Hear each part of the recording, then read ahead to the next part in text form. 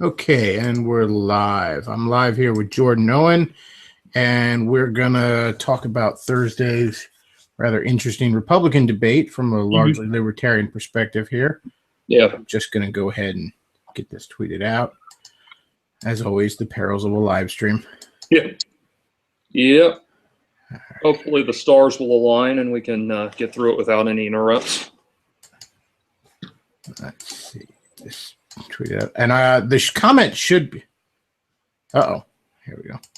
Hope that wasn't... Oh, it shouldn't have been an echo. I have my headphones in. Hopefully the comments are enabled too. If not, you could just comment under it like it's a regular YouTube video. Yeah. All right. I sent out the tweet. So. All right.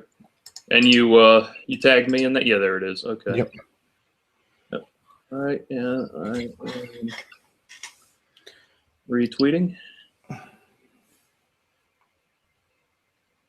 right. Cool. Bring that up over here so I can watch the live stream. All right. Looks like the chat's actually up. I actually remembered to put it up. Cool. I very rarely remembered it because you got to do it before you set up the live stream. Yeah. At least I think you do. I don't know how to do it once you set up the live stream if you can. Mm-hmm. Mm-hmm. All right. So let's get right to it, I guess. What were your thoughts on the whole deal? Well, honestly, I mean, watching it, I usually don't have a whole lot of interest in the primaries, just because. I mean, in the primaries, because the general election is what we're what we all care about, and that's where the real drama happens and everything. But for me, watching it, what I saw was a group of people up there that really seemed to be very aware of the fact that their party was pretty much on the ass end of history right now, because they, the Republican Party, it's funny, it's like the Republican Party for 50, 60 some odd years now has been the party of, stereotypically crusty old white men and conservative values and all that. But now it's like there's something else about the Republican Party that's going out of vogue, and it's like it's kind of like watching a band that was really popular in the 80s play a small club, and you just kind of, it's like it's nostalgic, but you just feel kind of sorry for them at the same time. And that's what I felt with with watching the debate. It was like, every single one of them was, you just know every Republican politician is kind of quietly doing his best Reagan impression. Reagan is out of style now. Reagan is not in vogue. Not to say that I'm, overwhelmingly fascinated with Barack Obama or anything. It's just we are in different times now. And so you have a party that is struggling to move forward.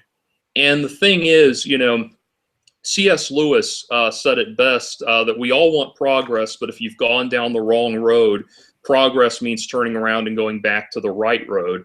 And that should be the ethos of the Republican Party, but they have gotten to such a point now that they just want to be sticks in the mud. The party of no, as the saying is. And, ideally, this country was founded on the premise of new ideas and a bold new social experiment and new ideas. And the thing is, the difference is supposed to be there's supposed to be the liberals are supposed to be saying, let's go forward full steam ahead. And the conservatives are supposed to be saying, let's go forward slowly and carefully. And now what's happened is we have, we've gotten, both parties have become so conservative that the Republican Party is just pure deadlock standstill. And the Democrats are now the party of let's go forward slowly. Let's go forward very carefully, And so it's, you've got a stage full of people that are kind of trying to figure out how they're going to move forward as a party.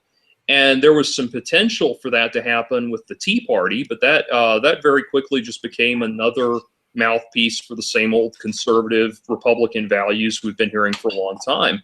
So, I was watching it, and it's kind of like the order, the impression that they made on me goes in reverse order. Goes Donald Trump, Rand Paul, Chris Christie, Marco Rubio, and all that in that order.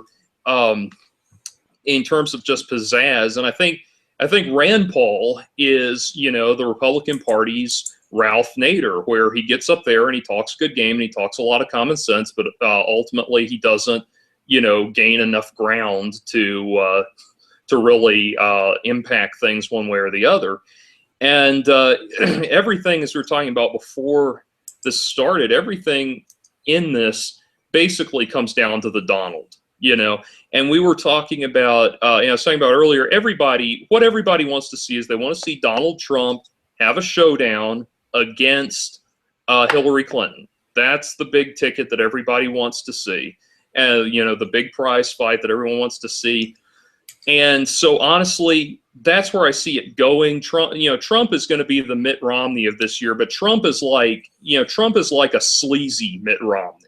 Mitt Romney at least had some dignity and had some class and all of that. Trump is like 2 steps away from Gene Simmons, having Gene Simmons as a candidate, which would be fun. Don't get me wrong. So that was the vibe that I got. I didn't hear anybody that had a good economic plan. I heard, as far as I was concerned, their economic plans, they all just sounded like bad liberals, and that's kind of what Ayn Rand was talking about, that when she said today's Republicans are worse than, or today's conservatives are worse than today's liberals, because my God, I mean, you've got, you have the economic plans that they're laying out. None of them are truly free market. They're all just kind of like limp-wristed, kind of like badly worded, limp-wristed sort of democratic ideals. And then on social issues, when you talk about the social issues, like if you think about any political debate, you have the cake is the economy, and the social issues are the frosting on the cake. And and so on social issues, we get the obligatory abortion thing, we get the obligatory Jesus doesn't want us to kill babies routine and all of that. And that's all fine. I wish I didn't have to put up with that, because I wish I didn't have to put up with the theatrics of that, because that's kind of where when Republicans talk about social issues, especially social issues to do with women, that's where they fall flat. And we saw a very obvious window. This whole war on women thing, they brought it up in the debate. Trump's going to go up against Hillary, and she is going to slaughter him on this war on women thing. And the problem is that someone like Trump gives credibility to the perception of a war on women. He's going to give credibility to Hillary, and so it's going to be Trump versus Hillary. I'm not going to vote for either one of them. You mentioned the Republicans being sort of Democrats light in a lot of ways, and I tend to think that's their problem. Conservatism is poorly defined anymore. There is, libertarianism is defined. Even some of your alternative right versions anymore, they're at least defined, whether you agree with them or not. Yeah. Conservatism is just almost a reaction, almost a mood more than anything else. Right. That's why you get these people up there, and so many of them, I just thought, they're talking about entitlements, and they're talking about, well, this is my plan to save such and such entitlement, rather than saying, like, look, these things don't work. They're social and economic poison. They need to be cut down to a bare minimum. Yeah. Same with immigration. They're like constantly bending over backwards to say, well, I just want everyone to come over legally, rather than saying, hey, look, we have an incredibly high unemployment rate. Maybe we can't be taking in more people. Maybe we need to be taking in immigrants that serve us, that serve us as a nation. The best, the brightest, the ones we think are going to work and assimilate. That's a position on immigration. Just saying, like, well, I just want them to file the right paperwork isn't a position. As if anyone has a problem with that, would have a problem with that. Like anyone would oppose that. Yeah, I don't think the woman in in San Francisco that was killed by that Mexican gangbanger in that moment cared whether he had the right card in his pocket. Right. Exactly. Well, yeah. I mean, we do need a good, smooth, easy path to citizenship. We need that, and we need that to be in place. But one thing. I mean, we know that if you look at the statistics, the whole issue of border jumping is not really a problem. The border jumping illegals, it's not that much of a problem, and if you look at maps of the population density, there is, we could take all of Mexico and stick it in the Midwest, and we'd be just fine. But but I don't particularly want to take all of Mexico. No. I mean, that's it's not a question of the sheer numbers, although that will eventually be an issue. It's just a question of, I mean, Trump is right, no matter how poorly articulated he is, to say that the Mexican government does encourage its dregs to go across the border. The Mexican government did issue ads telling people how to go over to the U.S. and get on various entitlement programs. Wow. They have realized, hey, we can dump some of our trash over there.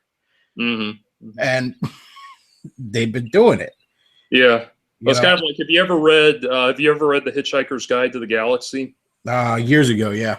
Yeah, if you remember, I think it's in Life, the Universe, and Everything, where they meet the three ships that are traveling across the universe. It's this planet filled up, these three ships with the stupidest, most worthless people on their planet, and like their telephone sanitizers and things like that, and sent them out into space. Like, we're going to get rid of all the people that do all the menial labor and everything, and then the entire planet is wiped out by a disease that's caught from an unsterilized public telephone. So, yeah.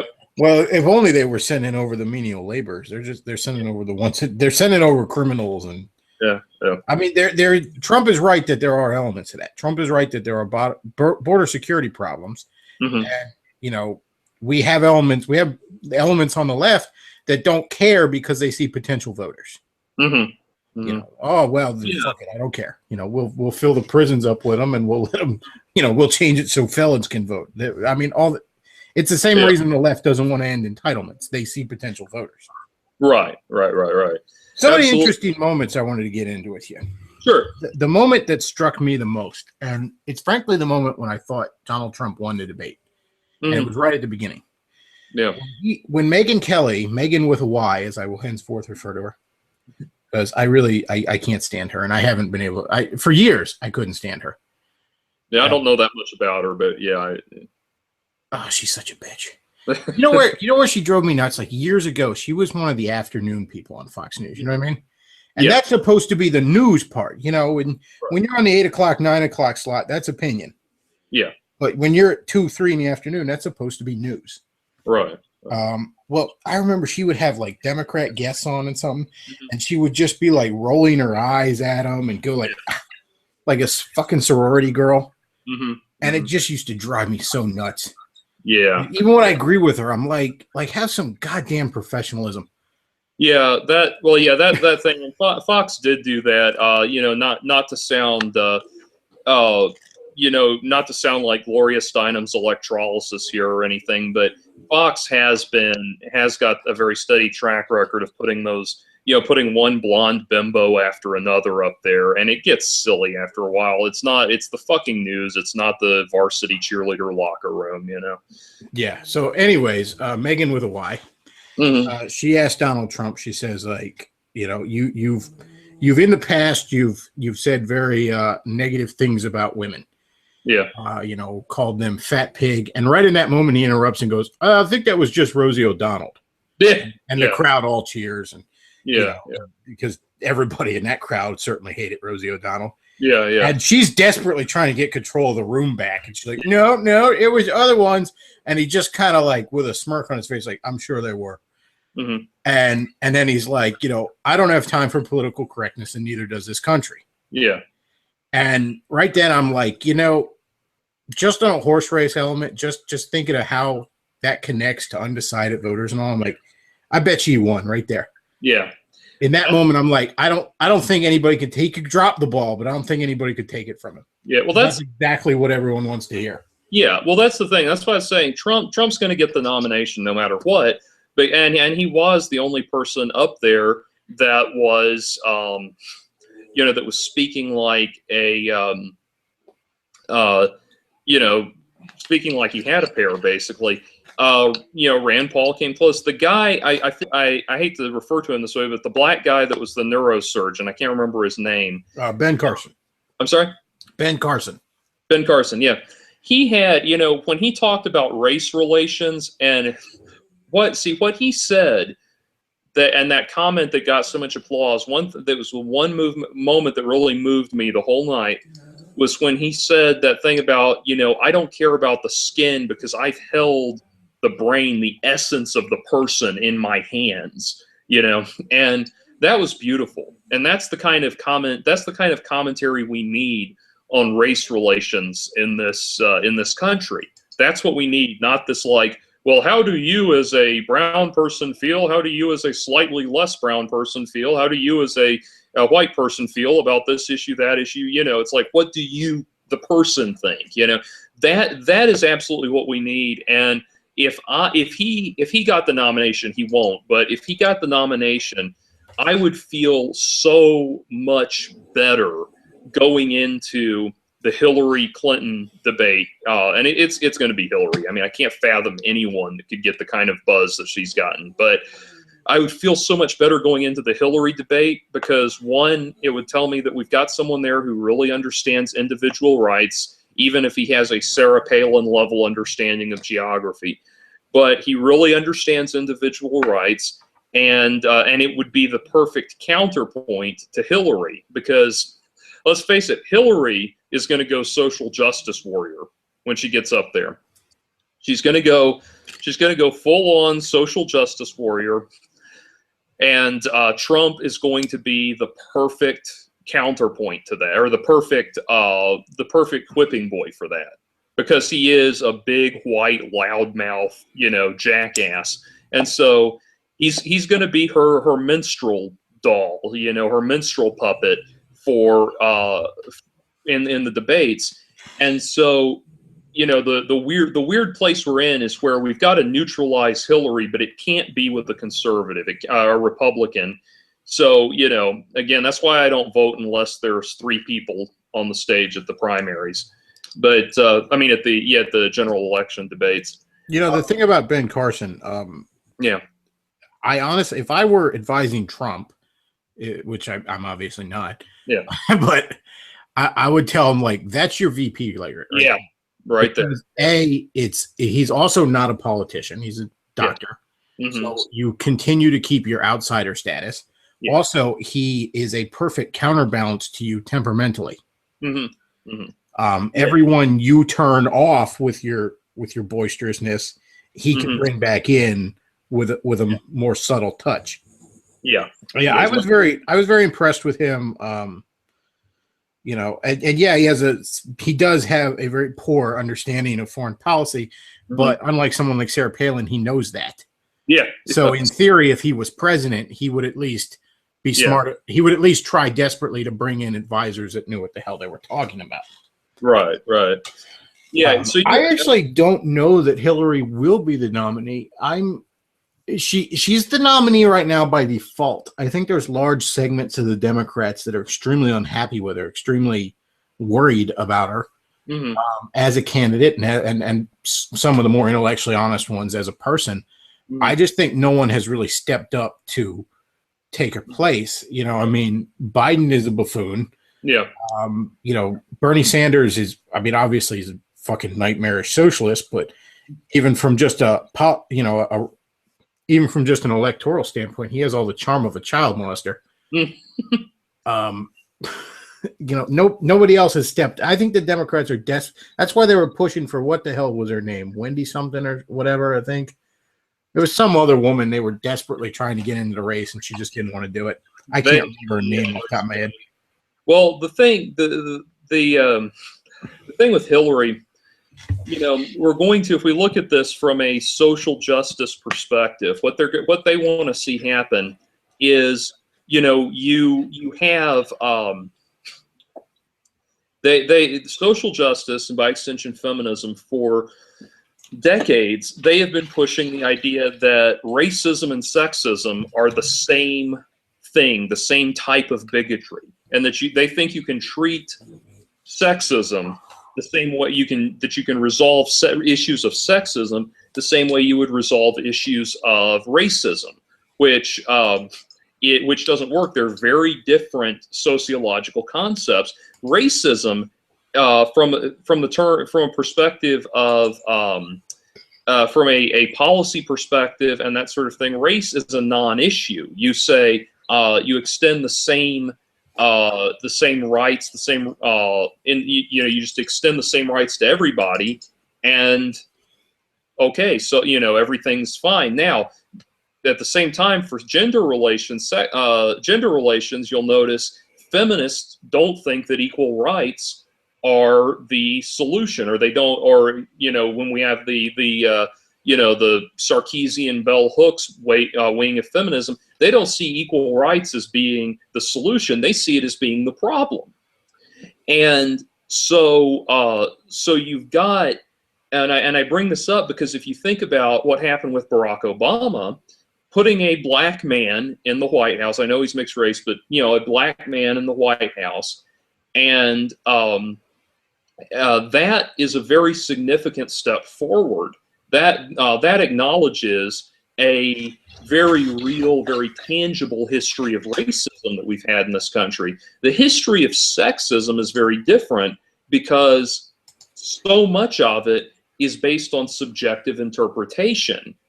And so it's kind of like issues of actual sex discrimination can be resolved very easily by observing individual rights. But then you have the whole feminist interpretation of sexism, which is this sociological construct that none of us are aware that we're practicing. We're all practicing it. We don't know we're practicing it, and we need feminists to come along and teach us how to live. And so what I think they're going to be pushing for with Hillary, obviously, the reason she's got so much steam behind her is they want Hillary to be the first woman president, and that's going to be the big thing, same way Barack Obama was the first black president. The thing is, though, when you're talking about when you start talking about sexism, actual literal sexism is very, very rare. In terms of people being directly and specifically discriminated against because of their gender, at least especially women, is very, very rare. And so instead what you get are these symbolic things like Sandra Fluke saying, I want my birth control paid for, and we lose all of the nuance about that issue because it's a woman talking about birth control, and it becomes you're fighting the war on women, and it doesn't stop. It loses all the nuance of like, okay, wait a minute, healthcare is maybe not set up to work like that. The benefits, the employer benefits, are benefits, not entitlements. They're supposed to make you want to work there, that kind of thing. If you took away the restrictions, then the birth control would actually get better because they don't have a guaranteed market share, so they have to compete again, and things like that. All of that's lost, and so that's what's going to happen with Hillary. Hillary will pillory the opposition with this war on women thing, and the reason the whole war on women thing works, the reason that gets so much traction, is that we don't live in a misogynistic society. We don't live in a sexist society. If we did, no one would care about being called sexist or misogynist. So they're going to play up a non-issue, and that's going to be the problem. That's what's going to give them all of their traction, because we've seen what the social justice warriors, what the feminists will do is you try to say, they say, this is our issue. You say, okay, this issue is not a problem because X, Y, and Z, these elements of it are not true. They're subjective interpretations, not objective statements of reality. And they respond with, why do you hate women? That's what we're bracing for with Hillary. And I know I've been yakking for a while, but the thing is, Trump's going to get in there, and it is going to just be like salt to an open wound. See, I might have thought that a couple years ago, but there was this little thing this past year. I don't know if you heard of it. It was in the video game industry. This little dust up where a bunch of people of all various stripes got together and suddenly realized social justice warriors are assholes. Let's all start laughing at them and not take them seriously. And I kind of feel like the reason Trump is popular is that same sort of backlash. Yeah. And I honestly believe Trump is the most electable of them all at this point. And many of the early polls are reflecting this. Yeah. Because Trump is now, the issues aside, and to be fair, aside from his anti-immigration stance, which I am for building a wall, I am for enforcement, I am for, getting that situation under control. Yeah. Aside from that, he is not very specific on policy. No. What he is specific on, though, is attitude. Yeah. And he frankly has the exact temperament that a man in his position, a man running for, put that exact temperament in any of those other men. Yeah. You have a winner. Because that's the response to Hillary's misogyny cries is to just smirk and laugh and okay, whatever. Here's some real issues. Yeah. Other Republicans will get caught up in trying to constantly explain why they're not really like that. Yeah. Oh, no, I'm not sexist. And it'll be Mitt Romney with his binder full of women. You know, oh, no, she look at that. No, you don't even acknowledge it as worth dismiss. You don't even say it's worth refuting. It's like, this is nonsense. Here's a real issue. Right. Trump can do that. Well, I think, frankly, even if Trump doesn't get the nomination, whoever wrestles from him, unless the establishment just in some sort of shenanigans gives it to Jeb Bush, but whoever wrestles it from him will only have been able to do so if they suddenly grow a similar pair. Yeah. So whatever Republican stands up there, unless it's Jeb, is likely going to have a pair, and is likely. Trump has shifted the entire debate away from having to defend. Well, we're not really evil and sexist and racist, to trying to put the other side on the defense for once. Yeah. I don't necessarily Trump, like somebody like Rand Paul is closer to me, obviously, in positions, although I don't necessarily trust him as a person. Yeah. I think Rand has, he saw his father not very good at playing the game, so he decided he was going to play the game, and I think Rand is now a little lost in the game. Although I did really like his exchange with Christie, which we'll get into in a minute. But somebody like Rand Paul is obviously closer to me on issues, but Trump may be exactly what is needed temperamentally. Yeah. Trump is a cultural response to leftism right now, more than it's even a political one. Yeah.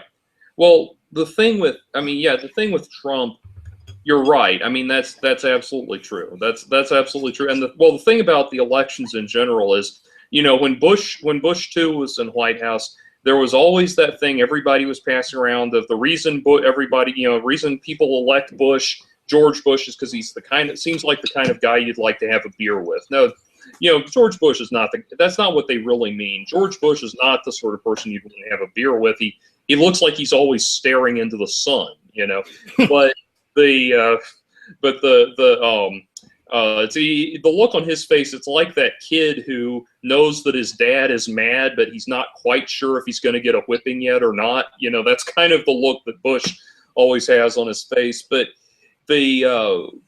what people really want is not a candidate they can have a beer with. What they want is a candidate that they can sit and talk about with their friends with over beer. They want someone they can talk about over beer. That's what they actually want. And Trump's going to give them that. Trump will absolutely give them that. Jeb, it was weird looking at Jeb because I found myself forgetting that this guy came out of Herbert Walker Bush's nutsack, and I'm like, how the fuck did that happen?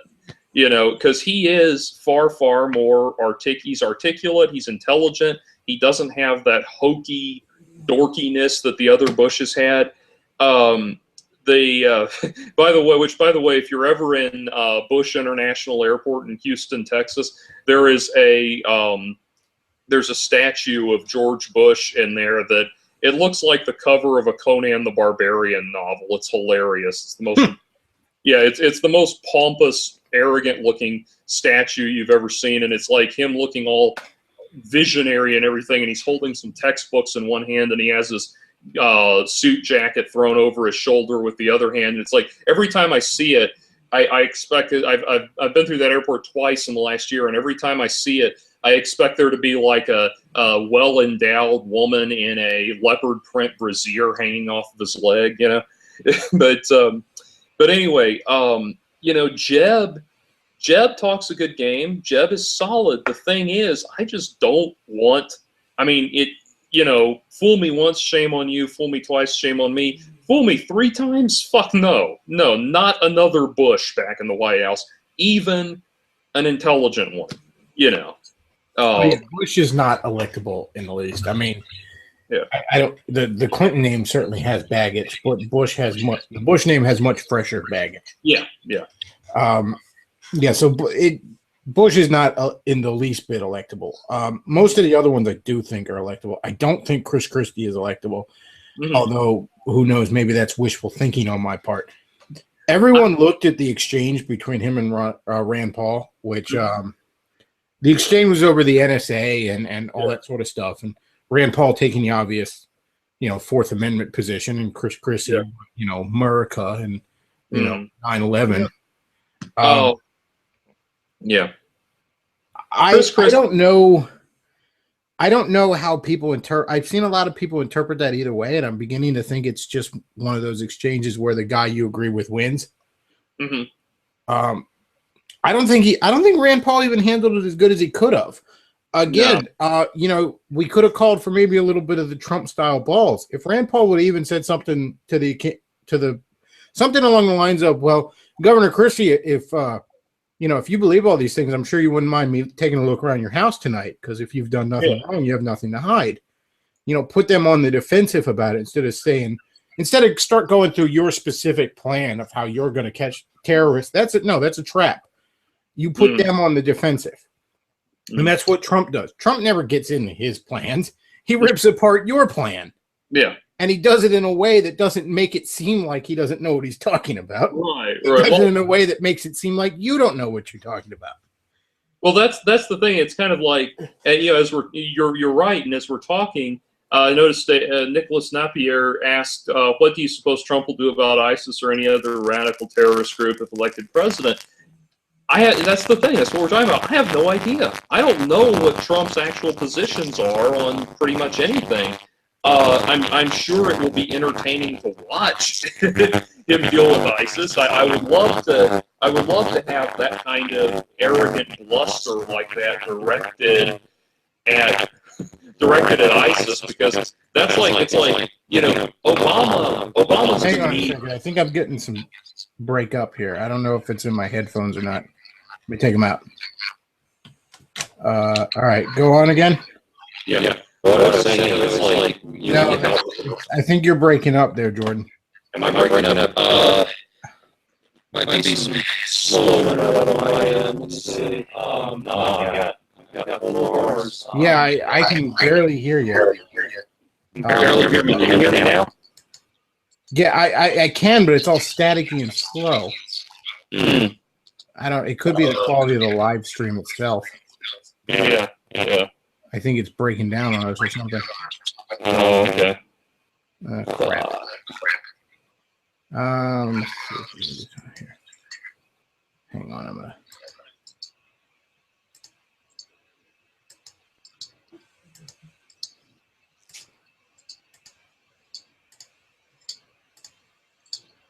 Yeah. Yeah, the stream is breaking down for some reason. I guess we're gonna have to abandon it. It has been a good talk so far. Yeah. Thanks for being on, Jordan. I apologize for this breakup in sound quality. I don't know what's causing this. Once again, perils of a live stream. Yep. But thanks for being on, Jordan. Oh, my pleasure. Anytime. Yep.